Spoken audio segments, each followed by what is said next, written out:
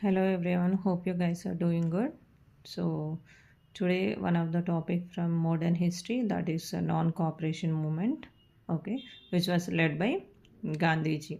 Okay so video ఎక్కడ skip చేయకుండా చూడండి. సో ఒకవేళ మీ వీడియో లెంతీగా అనిపిస్తే ఫాస్ట్ ఫార్వర్డ్ పెట్టుకొని చూడండి, బట్ ఎండ్ వరకు కంపల్సరీగా చూడడానికి ట్రై చేయండి. So that you will get clarity on topic అనమాట. సో నేను ఏదైనా టాపిక్ ఎక్స్ప్లెయిన్ చేసేటప్పుడు ఏంటంటే దాని బ్యాక్గ్రౌండ్ ఏంటి and the result of what non cooperation moment ఏంటో ఇదే టాపిక్ అని కాదు, ప్రతి ఒక్క టాపిక్ కూడా అలానే ఎక్స్ప్లెయిన్ చేయడం అనేది జరిగిందనమాట. సో ఏంటంటే మీరు ఎక్కువగా సర్చ్ చేయడానికి అవసరం లేకపోయినా అది నేనే సర్చ్ చేసి మీకు ఎక్స్ప్లెయిన్ చేయడం అనేది జరుగుతుంది కాబట్టి సో మీకు చాలా చాలా హెల్ప్ అవుతుంది. సో ఓకేనా, మీకు వీడియో నచ్చితే లైక్ చేసి సబ్స్క్రైబ్ చేయండి, ఓకేనా. సో ఇంకా డిలే చేయకుండా మనం టాపిక్లోకి వెళ్ళిపోదాము. ఓకే, సో ఈరోజు టాపిక్ వచ్చేసి మనకి నాన్ కోఆపరేషన్ మూమెంట్. ఓకే, మన గాంధీ గారు ఎవరైతే నేషనల్ లీడర్ ఉన్నారో, సో ఎప్పుడైతే గాంధీజీ సౌత్ ఆఫ్రికా నుంచి వచ్చారో ఇన్ 1915, ఆఫ్టర్ దట్ గాంధీజీ చేపట్టిన ఉద్యమాల్లో చూసుకుంటే మనకి ఏదైతే చంపారం సత్యాగ్రహ, కేడా సత్యాగ్రహ, ఇంకా అహ్మదాబాద్ మిల్ వర్కర్స్ యొక్క ట్రేడ్ యూనియన్ మూమెంట్లో భాగంగా వాళ్ళ యొక్క శాలరీ హైక్ విషయంలో కానీ గాంధీజీ చేపట్టిన ఈ 3 మూమెంట్స్లో ఏంటంటే he got succeeded. Okay, so Gandhiji ఈ సత్యాగ్రహ ద్వారా ఆ మూమెంట్స్ని సక్సెస్ చేయడం అనేది జరిగిందనమాట. ఓకే, సో అంతేకాకుండా he become a great leader with many followers అనమాట. With that Gandhiji decided, so Gandhiji decide అవ్వడం అనేది జరిగిందనమాట. సో ఒక national level movement against British రూల్కి ఒక నేషనల్ లెవెల్ మూమెంట్ స్టార్ట్ చేయడానికి గాంధీజీ డిసైడ్ చేశారనమాట. ఓకే, సో అందులో భాగంగానే గాంధీయన్ ఫేస్లో చూసుకుంటే మనకి నాన్ కోఆపరేషన్ 3 మూమెంట్స్ వస్తాయన్నమాట. Non cooperation movement, civil disobedience movement and quit India movement. Okay, so దాంట్లో భాగంగా చూసుకుంటే మనకి ఇక్కడ నాన్ కోఆపరేషన్ మూమెంట్ ఏదైతే ఉంటుందో దీన్ని మనం first real mass movement against British rule. Okay, so ఇంతకుముందుకు చేసిన మూమెంట్స్ ఏవైతే ఉన్నాయో it was up to the urban ఏరియాస్లోనే, ఏవైతే కొంచెం వెల్ సెటిల్డ్ సిటీస్లోనే కొంచెం మోడర్న్గా అవేర్నెస్ ఉన్న వాళ్ళలో మాత్రమే ఈ నేషనలిస్టిక్ ఐడియాలజీ అనేది ఉండేదన్నమాట. వేరస్ విలేజ్ లెవెల్కి రీచ్ అయ్యేవి కాదనమాట. ఓకే, సో ఈ నాన్ కోఆపరేషన్ మూమెంట్లో భాగంగా ఏంటంటే మనకి లోవర్ స్ట్రాటా విలేజ్లో ఉన్న రూరల్ ఏరియాలో ఉన్న పీపుల్ కూడా జాయిన్ అవ్వడం అనేది జరిగిందనమాట with this non cooperation movement which is known to be as first real mass movement. Okay, so this is a non cooperation movement which was led by Gandhiji from 1920 to 22. Okay, so ఏంటంటే declaring a mass based non violent movement అనమాట. So మనకు తెలుసు కదా గాంధీజీకి violence అంటే అస్సలు ఇష్టం ఉండదు. So declared a mass based movement with non-violence. Okay, so బేసిక్గా నాన్ కోఆపరేషన్ మూమెంట్ స్టార్ట్ చేయడానికి కాసెస్ ఏంటి, అసలు ఇది ఎందుకు స్టార్ట్ చేయాల్సి వచ్చిందో చూసుకుంటే ఏంటంటే బ్రిటిష్ వాళ్ళు ఇంట్రొడ్యూస్ చేసిన రౌలత్ యాక్ట్ అనమాట in the year of 1919. Year చూసుకోండి. ఓకే, సో దీన్ని మనము అనార్కియల్ ఆర్ రెవల్యూషనరీ క్రైమ్స్ యాక్ట్స్ అని కూడా అంటాము. రౌలత్ యాక్ట్ ఏదైతే ఉందో దాన్ని మనం అనార్కియల్ ఆర్ రెవల్యూషనరీ క్రైమ్స్ యాక్ట్స్ అని కూడా అంటాం అనమాట. అయితే ఈ రౌలత్ యాక్ట్ ఏంటి, దాని యొక్క ఇంపార్టెన్స్ చూసుకుంటే ఏంటంటే మనకి వితౌట్ ట్రయల్ ఎవరైతే పొలిటికల్ లీడర్ కానీ ఎవరైనా పర్సన్ని అరెస్ట్ చేస్తే వాళ్ళకి ఎలాంటి విచారణ లేకుండా వాళ్ళకి 2 years వరకు ప్రిజన్లో బంధించడం అనమాట. ఓకే, ఇంకోటి ఏంటంటే ఎలాంటి వారెంట్ ఇష్యూస్ లేకుండా అరెస్ట్ చేయడము. ఓకే, వాళ్ళు ఎవరిని అప్పీల్ చేసుకోవడానికి లేదనమాట. సో ఫర్ జ్యూరిడిక్షన్ అనమాట. ఏంటంటే ఇప్పుడు మనం న్యాయం కోసం నా తప్పేం లేదని నేను ఎవరిని అప్పీల్ చేసుకోవడానికి కూడా లేదనమాట. అలాగా స్ట్రిక్ట్ రూల్ అనేది పెట్టారనమాట. So as a part of Rowlatt act ఇప్పుడు మనకి నేషనల్ లీడర్ ఎవరైతే ఉన్నారో సైఫుద్దీన్ కిచ్లు కానీ డాక్టర్ సత్యపాల్ కానీ వీళ్ళని అరెస్ట్ చేయడం అనేది జరిగిందనమాట. దీనికి ఎగనెస్ట్గా గాంధీజీ సత్యాగ్రహ సభ కూడా ఏర్పాటు చేయడం అనేది జరిగిందనమాట. ఓకే, అండ్ ఇంకోటి ఏంటంటే వీళ్ళ అరెస్ట్‌లో భాగంగా on 13th April 1919 Amritsar in పంజాబ్‌లో జలియన్వాలా బాగ్ అనే ప్లేస్‌లో ఏంటంటే, ఈ కాంగ్రెస్ లీడర్స్ ఎవరైతే ఉన్నారో వీళ్ళ అరెస్ట్‌కి ఎగ్నెస్ట్‌గా ఒక యూనో మీటింగ్ అనేది అరేంజ్ చేయడం అనేది జరిగిందనమాట. యాక్చువల్‌గా ఇక్కడ lieutenant governor of Punjab Michael O Dwyer ఎవరైతే ఉన్నారో అతనేంటంటే you know he issued martial law అనమాట. ఈ పబ్లిక్ మీటింగ్స్, ప్రొటెస్ట్ ఏవైతే ఉన్నాయో అవి జరపడానికి వీలు లేకుండా మార్షల్ లాని ఇంపోజ్ చేయడం అనేది జరిగింది in Punjab by lieutenant governor of Punjab. He's Michael O Dwyer. So ఆయన ఇంపోజ్ చేసిన మార్షల్ లా ఏంటంటే ఎవరు పబ్లిక్ మీటింగ్స్ కానీ, ప్రొటెస్ట్ కానీ చేయడానికి వీల్లేదు. బట్ కాంగ్రెస్ లీడర్స్ దానికి ఎగనెస్ట్‌గా ఏం చేశారనంటే they conducted a meeting at Jallianwala Bagh అనమాట. సో దానికి ఎగనెస్ట్‌గా ఏం చేశారు ఏంటంటే బ్రిటిష్ ఫోర్సెస్‌ని ల్యాండ్ చేయడం అనేది జరిగిందనమాట. You know to to maintain law and order in Punjab. ఏదైతే ఈ మైకేల్ ఓ డయర్ ఇంప్లిమెంట్ చేసిన law and order martial law ఏదైతే ఉందో దాన్ని మెయింటైన్ చేయడానికి బ్రిటిష్ ఫోర్సెస్ ఎవరైతే ఉన్నారో వాళ్ళని డిప్లాయ్ చేయడం అనేది జరిగిందనమాట. సో తద్వారా ఏంటంటే ఆ బ్రిటిష్ ఫోర్సెస్ యొక్క బ్రిటిష్ అఫీషియల్ రెగ్నల్ డయర్. సో వీళ్ళిద్దరు పేర్లు లెఫ్టినెంట్ గవర్నర్ ఆఫ్ పంజాబ్ ఎవరైతే ఉన్నారో అతని పేరు వచ్చేసి Michael O Dwyer. And British forces యొక్క హెడ్ చూసుకుంటే మనకి ఇక్కడ జనరల్ రెగ్నాల్డ్ డయర్ అనమాట. సో వీళ్ళ మీద ఎవరైతే ప్రొటెస్ట్ చేస్తున్నారో ఇక్కడ జలియన్వాలా బాగ్లో ఎవరైతే ప్రొటెస్ట్ చేస్తున్నారో మనకి కాంగ్రెస్ లీడర్స్ వాళ్ళకి ఎగనెస్ట్గా ఈ రెగ్నాల్డ్ డయర్ ఎవరైతే ఉన్నారో బ్రిటిష్ ఫోర్సెస్ యొక్క హెడ్ తను ఫైరింగ్ అనేది స్టార్ట్ చేయడం అనేది జరిగిందనమాట. ఓకే. సో ఈ on the day of Baisakhi festival అనమాట. వీళ్ళేంటంటే సైలెంట్‌గా ప్రొటెస్టే చేశారు. బట్ ఏంటంటే టు మెయింటైన్ ఏదైతే లెఫ్టినెంట్ గవర్నర్ ఆఫ్ పంజాబ్ ఎవరైతే మనకి మార్షల్ లా ఇంపోజ్ చేశారో దాన్ని మెయింటైన్ చేయడానికి ఈ బ్రిటిష్ ఫోర్సెస్‌ని డిప్లాయ్ చేయడం అనేది జరిగిందనమాట. అందులో భాగంగానే ఈ రెగ్నాల్డ్ డయర్ ఎవరైతే ఉన్నారో ఈ కాంగ్రెస్ లీడర్స్ మీటింగ్‌కి వాళ్ళకి ఎలాంటి ఇంటిమేషన్ డిస్పర్స్ అవ్వమని ఎలాంటి ఇంటిమేషన్ లేకుండా ఏంటంటే సడన్‌గా ఫైరింగ్ చేయడం అనేది జరిగిందనమాట. As a result 1000 of members were killed అనమాట. As a part of Jallianwala massacre అనమాట. ఓకే. సో అరౌండ్ ఒక 1000 మంది పీపుల్ దాకా చనిపోవడం అనేది జరిగిందనమాట. దీనికి ఎగనెస్ట్‌గా ఏంటంటే హంటర్ కమిషన్‌ని కూడా ఎంప్లాయ్మెంట్ చేయడం అనేది జరుగుతుందనమాట. టు రివ్యూ ఆన్ జలియన్వాలా బాగ్ మాస్కర్. ఈ హంటర్ కమిషన్ని కూడా అపాయింట్ చేయడం అనేది జరిగిందనమాట. టు రివ్యూ జలియన్వాలా బాగ్ మాస్కర్లో ఏదైతే ఫైరింగ్ జరిగిందో. సో యాక్చువల్గా అక్కడ చనిపోయిన వాళ్ళు మాత్రం 1000 మెంబర్స్. బట్ ఈ రిపోర్ట్లో భాగంగా ఏంటంటే ఓన్లీ 379 మెంబర్స్ వేర్ కిల్డ్ అని చెప్పేసి చూపించారనమాట. అండ్ ఈ రెగ్నాల్డ్ డయర్ ఎవరైతే ఫైరింగ్ ఓపెన్ చేశారో అతనికేమో హీ లెఫ్ట్ అన్పనిష్డ్ అనమాట. ఓకే. అతనికి ఎలాంటి పనిష్మెంట్ లేకుండా వదిలేయడం అనేది జరిగిందనమాట. సో దీనికి ఎగనెస్ట్గా ఏంటంటే గాంధీజీ డిసైడెడ్ టు స్టార్ట్ మనకి నేషనల్ నాన్ కోఆపరేషన్ మూమెంట్ అనమాట. అండ్ అందులోనే భాగంగా ఏంటంటే రవీంద్రనాథ్ ఠాగూర్ ఆయన యొక్క టైటిల్ ఏదైతే ఉందో నైట్హుడ్, సో దాన్ని వదిలేయడం అనేది జరుగుతుందనమాట. తిరిగి ఇచ్చేయడం అనేది జరుగుతుందనమాట. Rabindranath Tagore his title of knighthood was renounced. Okay.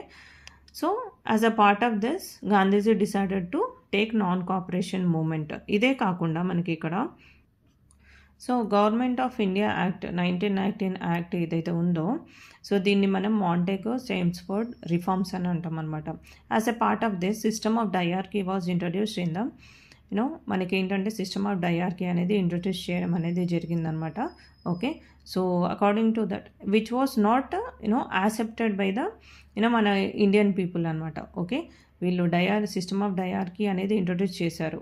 And దీంట్లో ఏంటంటే ఈ ఇండియన్స్ యొక్క పార్టిసిపెంట్స్ ఎవరైతే ఇప్పుడు కౌన్సిలింగ్ లెజిస్లేచర్ ఉందో దాంట్లో ఇండియన్ యొక్క పీపుల్ యొక్క స్ట్రెంగ్త్ తక్కువ ఉండేది. అండ్ వాళ్ళు డిస్కషన్లో పార్టిసిపేట్ చేయొచ్చు. బట్ ఓటింగ్ రైట్స్ అనేవి చాలా తక్కువగా ఉండేదన్నమాట.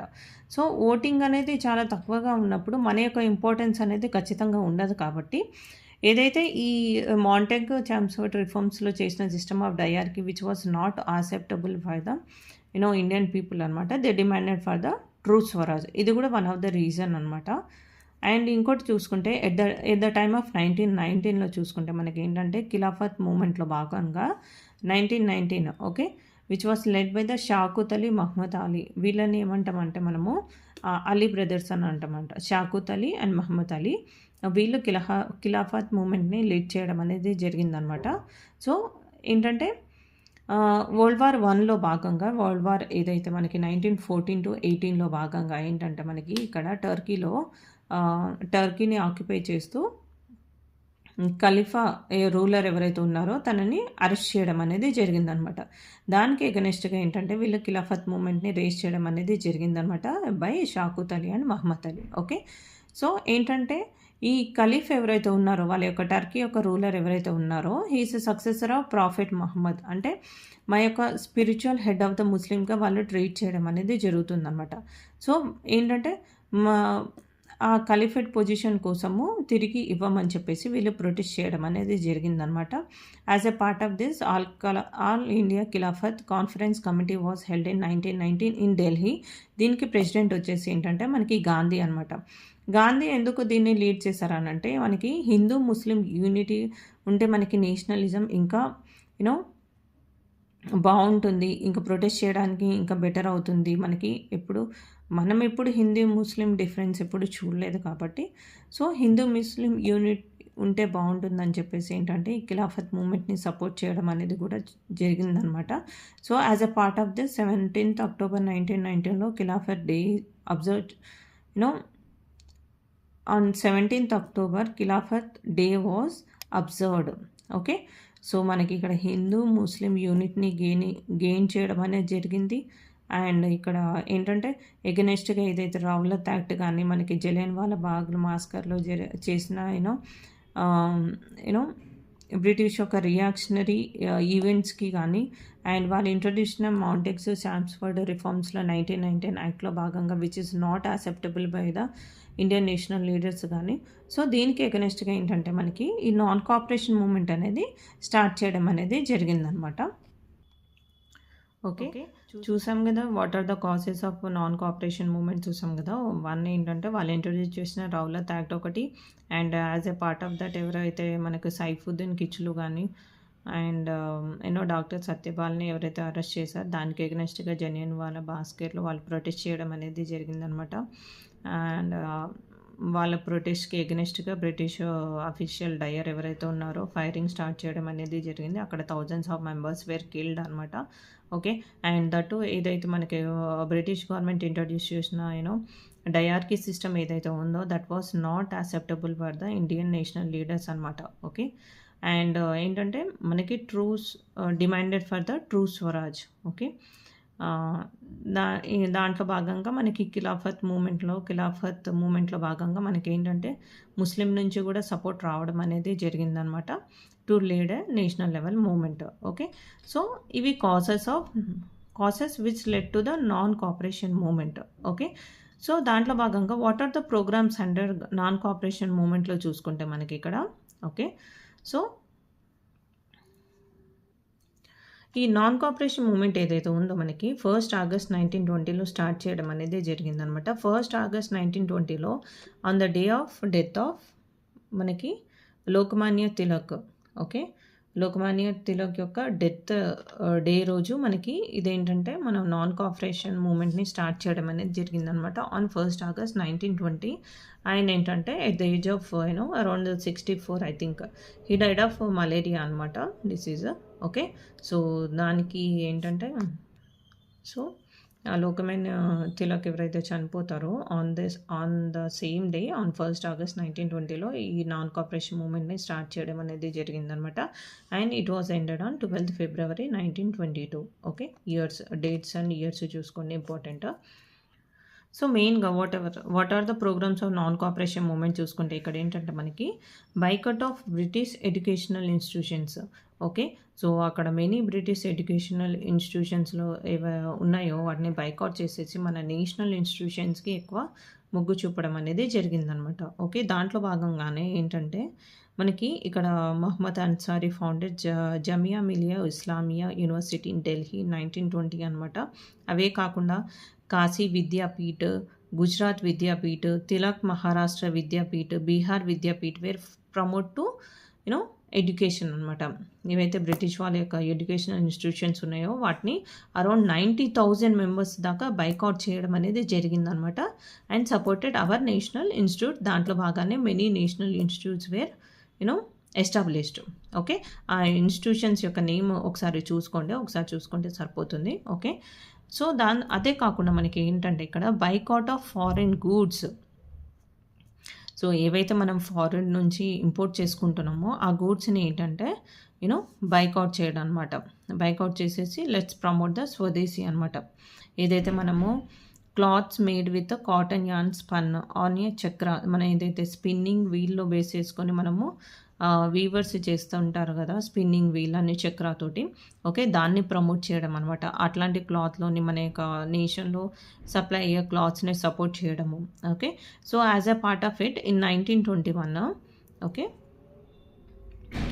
ఆల్ ఇండియా నేషనల్ కాంగ్రెస్ మీటింగ్లో presided over by Gandhiji. So All India National Congress meeting, so as a part of boycott of foreign గూడ్స్లో భాగంగా చూసుకుంటే ఏంటంటే to support to the swadeshi items. So All India National Congress committee which was held in Vijayawada by Gandhiji. So దాంట్లో ఏంటంటే Tilak Swaraj fund అనేది create చేయడం అనేది జరిగిందనమాట. సో దాంట్లో వచ్చిన ఫండ్తోనే ఏంటంటే అరౌండ్ 20 లాక్ చక్రాస్ని, ఏదైతే స్పిన్నింగ్ వీల్స్ చక్రాస్ ఉంటాయి కదా వాటిని పర్చేస్ చేసేసి పీపుల్కి ఏంటంటే ఇవ్వడం అనేది జరుగుతుందన్నమాట యాజ్ అ ప్రమోటింగ్ స్వదేశీ goods. Okay, so and next చూసుకుంటే ఏంటంటే బైకాట్ ఆఫ్ బ్రిటిష్ కోర్ట్ అనమాట. సో ఎవరైతే మన ఇండియన్ నేషనల్ లీడర్స్ కావచ్చు, ఇండియన్స్ ఎవరైతే కావచ్చు బ్రిటిష్ కోర్ట్లో ఓకే వాళ్ళ యొక్క లా ప్రాక్టీస్ చేస్తూ ఉంటారో వాళ్ళు ఏంటంటే వాళ్ళ యొక్క కోర్ట్ని బైకౌట్ చేయడం అనేది జరిగిందనమాట. దాంట్లో భాగంగా చూసుకుంటే మనకి ఇక్కడ C R Das, Rajagopalachari and Tanguturi Prakasam, Motilal Nehru, Sardar Vallabhbhai Patel, these are all the important people so who boycotted the British court. Okay, so as a part of that ఈ సిఆర్ దాస్, మోతిలాల్ నెహ్రూ, ఇంకా టంగుటూరి ప్రకాశం, రాజగోపాలాచారి గారు వీళ్ళు ఎవరైతే లా ప్రాక్టీస్ చేస్తున్నారో వాళ్ళు కంప్లీట్గా ఏంటంటే వాళ్ళ లా ప్రాక్టీస్ని వదిలిపెట్టేయడం అనేది జరుగుతుందనమాట. బైకాట్ ఆఫ్ లెజిస్లేచర్లో భాగంగా మన ఇండియన్ యొక్క పార్టిసిపెంట్స్ ఎవరైతే ఉన్నారో వాళ్ళు కూడా లెజిస్లేచర్ని బాయ్కాట్ చేయడం అనేది జరిగిందనమాట. ఓకే, సో ఎవరైతే విజిట్ ఆఫ్ ప్రిన్స్ వేల్స్, ఎవరైతే బ్రిటిష్ అఫీషియల్ మన ఇండియాని విజిట్ చేయడానికి వచ్చారో అతను కూడా ఆ యొక్క ఇన్విటేషన్ని కూడా బైకౌట్ చేయడం అనేది జరిగిందనమాట. Okay, so these are the programmes of non cooperation movement అనమాట.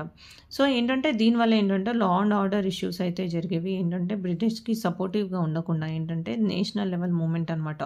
ఓకే, ఆల్మోస్ట్ అందరూ సపోర్టివ్గా ఉన్నారనమాట. దీంట్లో భాగంగానే గాంధీజీకి ఏదైతే మనకి కైజర్ హై ఇందని మెడల్ ఏదైతే ఇచ్చారో దాన్ని కూడా రినౌన్స్ చేయడం అనేది జరిగిందనమాట. కైజర్ ఐ హింద్ ఓకే మెడల్ ఏదైతే గాంధీకి ఇవ్వబడిందో అది కూడా రినౌన్స్ చేయడం అనేది జరిగిందనమాట. అంటే తిరిగి ఇచ్చేయడం అనమాట. ఓకే, సో ఇలా 1.5 year వరకు స్ట్రిక్ట్గా మూమెంట్ ఏదైతే జరుగుతూనే ఉంది.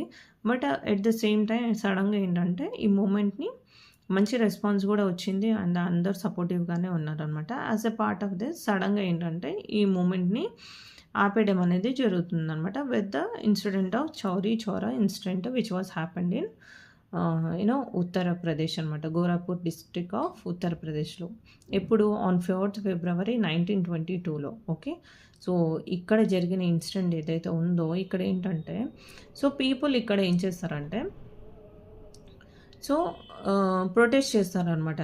సో పీపుల్ ఎప్పుడైతే ప్రొటెస్ట్ చేయడం స్టార్ట్ చేస్తారో అగెనిస్ట్ ద ప్రొటెస్ట్ చేస్తున్నప్పుడు పోలీస్ పీపుల్ ఎవరైతే ఉన్నారో సో వీళ్ళ మీద ఫైరింగ్ చేయడం అనేది స్టార్ట్ చేశారు. సో ఎప్పుడైతే ఈ ప్రొటెస్ట్ చేస్తున్న పీపుల్ ఎవరైతే పోలీస్ మీద ప్రొటెస్ట్ చేస్తున్నప్పుడు పోలీస్ వాళ్ళు ఈ ప్రొటెస్ట్ చేస్తున్న వాళ్ళ మీద ఫైరింగ్ చేయడం అనేది స్టార్ట్ చేశారనమాట. దానికి వీళ్ళు కోపపడి ఏం చేస్తారంటే వాళ్ళకి అరౌండ్ ఈ పోలీస్ పీపుల్ ఉన్న పోలీస్ స్టేషన్ ఏదైతే ఉందో అరౌండ్ దాంట్లో 22 పోలీస్ మెంబర్స్ దాకా ఉంటారనమాట.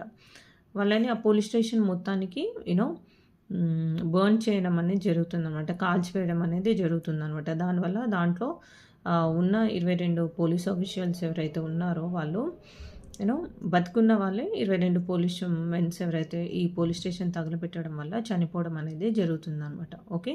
విచ్ ఇస్ సో ఇక్కడ ఎవరైతే ఈ 22 పోలీస్ మెన్స్ ఎవరైతే చనిపోతారు కదా! So which is against the ఈ వయలెంట్‌నెస్ ఏదైతే ఉందో, వయలెన్స్ ఏదైతే క్రియేట్ అయిందో దానికి గాంధీజీ అసలు సపోర్టివ్ కాదు కాబట్టి, సో ఏదైతే ఇన్సిడెంట్ ఇక్కడైతే జరిగిందో మనకి చౌరీ చౌరా ఇన్సిడెంట్‌లో ఇది కూడా చాలా చాలా ఇంపార్టెంట్ అనమాట. చాలా సార్లు అడగడం అనేది జరిగింది. సో దీనికి ఎగనెస్ట్‌గా ఏంటంటే గాంధీజీ ఆన్ 12th February 1922లో ఇన్సిడెంట్ జరిగిన తర్వాత 12th February 1922లో okay.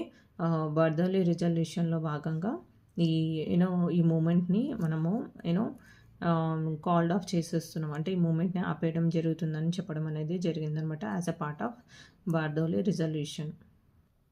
As a Bardoli రిజల్యూషన్‌ని పాస్ చేస్తూ ఈ నాన్ కోఆపరేషన్ మూవ్‌మెంట్ ఏదైతే ఉందో దాన్ని ఎండ్ ఆఫ్ చేయడం అనేది జరిగిందనమాట.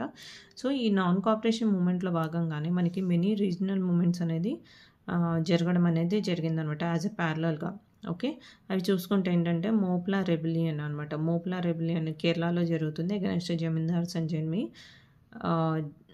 జమీందార్స్ అనమాట. మోప్లా రెబెలియన్ కావచ్చు, ఇంకా ఆకాలి సత్యాగ్రహ కావచ్చు, చీరాల పీరాల మూమెంట్ కావచ్చు. సో అవేంటంటే ఒకసారి ఆ మూమెంట్ ఏంటి, అది ఎక్కడ జరిగింది అండ్ ఎందుకు జరిగింది అనేది ఒకసారి చూసుకోండి సరిపోతుంది. Okay. This is regarding non cooperation movement which was led by the Gandhiji. Okay. So if you like the video, please like and subscribe. Okay, thank you.